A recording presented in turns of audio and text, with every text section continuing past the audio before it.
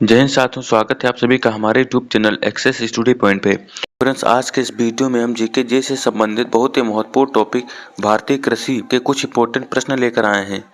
ये प्रश्न ऐसे होने वाले हैं, यदि आप उत्तर प्रदेश पुलिस परीक्षा और उत्तर प्रदेश होमगार्ड परीक्षा की तैयारी कर रहे हैं तो उसमें पूरे पूछे जाने की संभावना है।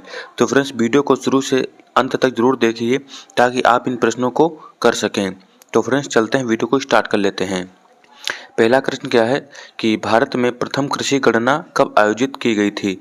तो फ्रेंड्स, जो भारत में प्रथम कृषि गणना जो हुई थी वो 1970 और 71 में हुई थी। आपको ध्यान में रखना है कि प्रथम कृषि गणना 1970 और 71 में हुई थी। ऑप्शन सी जो है राइट आंसर होगा इस प्रश्न का। अगला क्या कह रहा है प्रश्न कि भारतीय कृषि नीति 2000 का मुख्य लक्ष्य जो था वो कृषि के क्षेत्र में कितने % वार्षिक वृद्धि को प्राप्त करना था। तो फ्रेंड, कृषि के क्षेत्र में लगभग 4% की वार्षिक वृद्धि को प्राप्त करना था। जो राष्ट्रीय कृषि नीति 2000 थी उसका मुख्य लक्ष्य था 4% की वार्षिक वृद्धि करना था। तो ऑप्शन सी जो था वो प्रश्न का राइट आंसर है। अगला प्रश्न क्या कह रहा है कि किसान क्रेडिट कार्ड केसीसी योजना किस वर्ष में शुरू की गई थी। तो फ्रेंड्स, किसान क्रेडिट कार्ड योजना जो केसीसी है वो वर्ष 1998 में शुरू की गई थी। तो ऑप्शन बी सही जवाब होगा। आपको ध्यान में रखना है, किसान केसीसी योजना यानी कि किसान क्रेडिट कार्ड योजना वर्ष 1998 में स्टार्ट हुई थी। अगला क्या कह रहा है प्रश्न कि किसान क्रेडिट कार्ड योजना किस समिति की सिफारिश पर तैयार की गई थी। तो फ्रेंड, जो किसान क्रेडिट कार्ड योजना है वो किसकी समिति पर तैयार की गई थी, वो थे आरवी गुप्ता समिति। आरवी गुप्ता की समिति की सिफारिश पर जो है किसान क्रेडिट कार्ड योजना तैयार की गई थी। अगला क्या कह रहा है प्रश्न कि प्रधानमंत्री फसल बीमा योजना की शुरुआत कब की हुई। तो फ्रेंड्स, जो प्रधानमंत्री फसल बीमा योजना है उसकी शुरुआत हुई थी 2016 में। आपको ध्यान में रखना है, प्रधानमंत्री फसल बीमा की शुरुआत 2016 में हुई थी। अगला प्रश्न है किसान कॉल सेंटर के लिए टोल फ्री नंबर क्या है। तो किसान कॉल सेंटर के लिए जो टोल फ्री नंबर है वो है 1551। आपको ध्यान में रखना है, 1551 जो है वो किसान कॉल सेंटर के लिए टोल फ्री नंबर है। अगला क्या कह रहा है प्रश्न, भारतीय कृषि में हरित क्रांति जो है वो इसके जनक कौन है। तो इसमें भारतीय कृषि में हरित क्रांति के जनक पूछा, यानी कि भारतीय जो है वो हरित क्रांति के जनक कौन है। तो भारतीय फ्रेंड जनक हैं वो है MS स्वामीनाथन। MS स्वामीनाथन है वो भारतीय कृषि के हरित क्रांति के जनक हैं। और नारमन बोरलाग हैं ये विश्व में हरित क्रांति के जनक हैं। आपको ये भी ध्यान में रखना है। अगला प्रश्न क्या है, विश्व में हरित क्रांति के जनक कौन है। तो विश्व में हरित क्रांति के जो जनक हैं वो है नारमन बोरलाग जी। और भारत में हरित क्रांति के जनक हैं वो है MS स्वामीनाथन। तो इस प्रश्न का राइट आंसर होगा ऑप्शन नंबर बी हो जाएगा। अगला क्या कह रहा है प्रश्न, हरित क्रांति का सर्वाधिक जो सकारात्मक प्रभाव पड़ा था वो किस फसल पर पड़ा था। तो फ्रेंड्स, जो हरित क्रांति का सर्वाधिक सकारात्मक प्रभाव पड़ा था वो गेहूं पर पड़ा था। ऑप्शन नंबर सी सही जवाब होगा। हरित क्रांति का सर्वाधिक जो प्रभाव पड़ा है वो गेहूं पर पड़ा है। अगला क्या कह रहा है प्रश्न कि ऑपरेशन फ्लड जो है उसका संबंध किससे है, यानी किस उत्पादन से जो है ऑपरेशन फ्लड का संबंध है। तो फ्रेंड्स, ऑपरेशन फ्लड का जो संबंध है वो है दुग्ध उत्पादन से। दुग्ध उत्पादन से ऑपरेशन फ्लड का संबंध है। अगला क्या कह रहा है, भारत में श्वेत क्रांति के जनक कौन है। तो श्वेत क्रांति के जनक पूछा है, तो श्वेत क्रांति के जनक है डॉक्टर वर्गीज कुरियन। आपको ध्यान में रखना, श्वेत क्रांति के जनक डॉक्टर वर्गीज कुरियन है। अगला प्रश्न क्या कह रहा है, नीले क्रांति जो है वो किससे संबंधित है।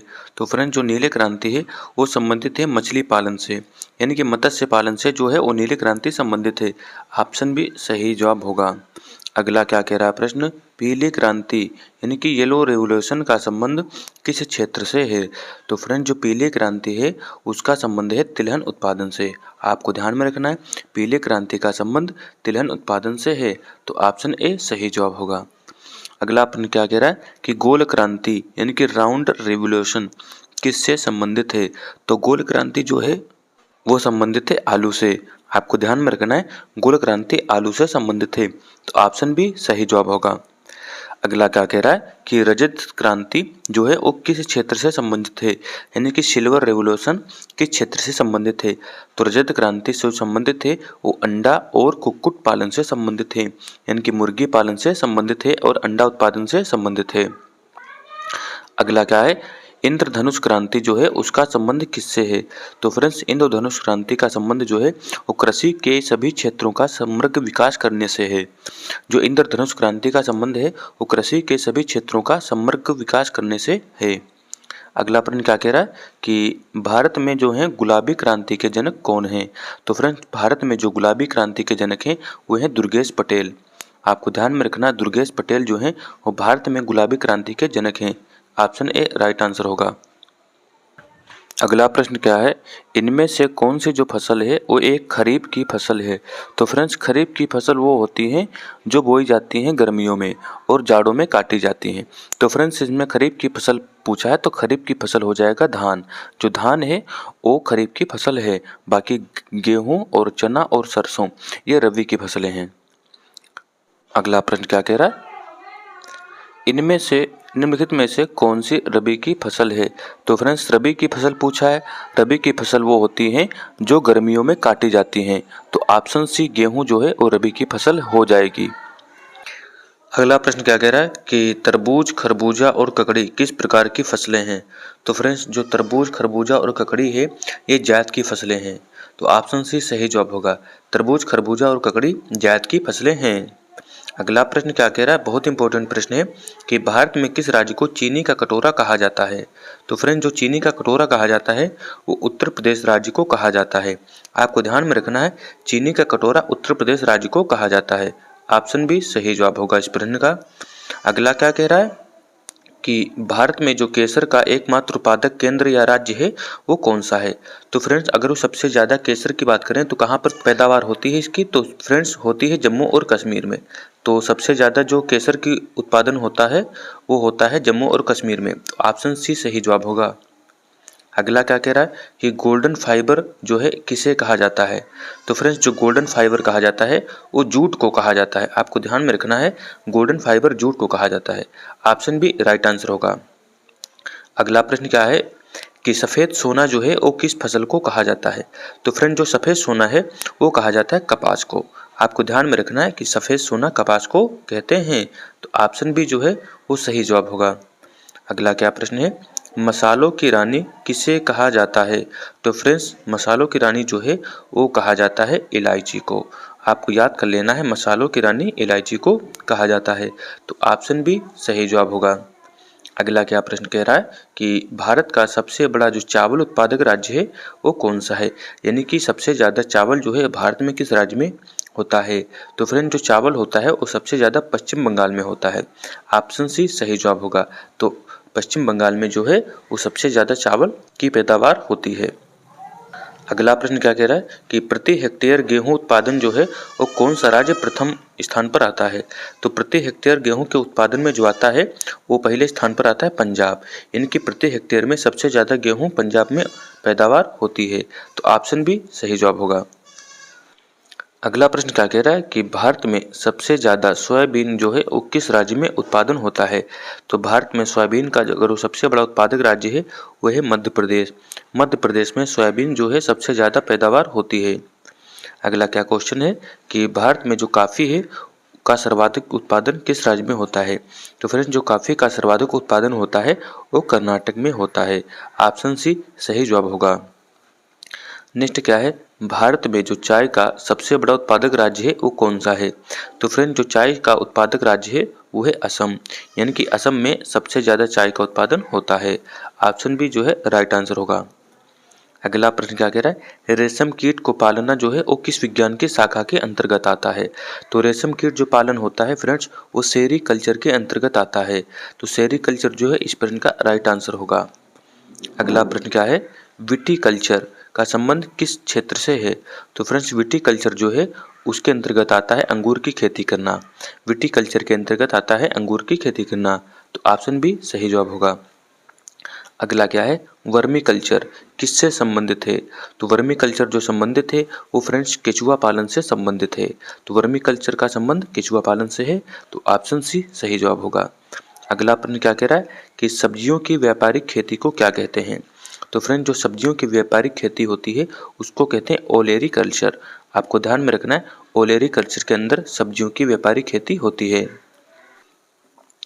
अगला प्रश्न क्या है, मृदा रहित कृषि यानी कि पानी में पौधों को उगाना जो होता है उसको क्या कहा जाता है? तो मृदा रहित खेती को कहते हैं हाइड्रोपोनिक्स, हाइड्रोपोनिक्स कहते हैं। तो ऑप्शन बी सही जवाब होगा। इसमें फ्रेंड्स मृदा नहीं होती, केवल पानी में पौधे उगाए जाते हैं। नेक्स्ट क्या है? नाबार्ड। नाबार्ड की स्थापना कब हुई थी? तो फ्रेंड जो नाबार्ड की स्थापना हुई थी वो 12 जुलाई सन 1982 में हुई थी। ऑप्शन बी सही जवाब होगा। 12 जुलाई सन 1982 में हुई थी। ऑप्शन नंबर बी जो है वो राइट आंसर होगा। अगला क्या है? नाबार्ड का जो मुख्यालय है वो कहाँ पर है? तो फ्रेंड जो नाबार्ड का मुख्यालय स्थित है वो है मुंबई में। आपको ध्यान में रखना है नाबार्ड का मुख्यालय मुंबई में है। अगला प्रश्न क्या है? भारतीय कृषि अनुसंधान संस्थान कहाँ पर स्थित है? तो फ्रेंड जो भारतीय कृषि अनुसंधान संस्थान है वो नई दिल्ली में स्थित है। ऑप्शन बी सही जवाब होगा। भारतीय कृषि अनुसंधान संस्थान नई दिल्ली में स्थित है।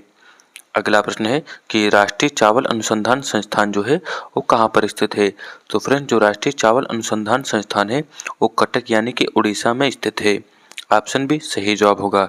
राष्ट्रीय चावल अनुसंधान संस्थान कटक उड़ीसा में स्थित है। अगला क्वेश्चन बहुत इंपॉर्टेंट है कि भारतीय गन्ना अनुसंधान संस्थान, भारतीय गन्ना अनुसंधान संस्थान कहाँ पर स्थित है? तो भारतीय गन्ना अनुसंधान संस्थान जो है वो लखनऊ में स्थित है, जो कि उत्तर प्रदेश की राजधानी है। ऑप्शन सी सही जवाब होगा। अगला क्वेश्चन क्या है?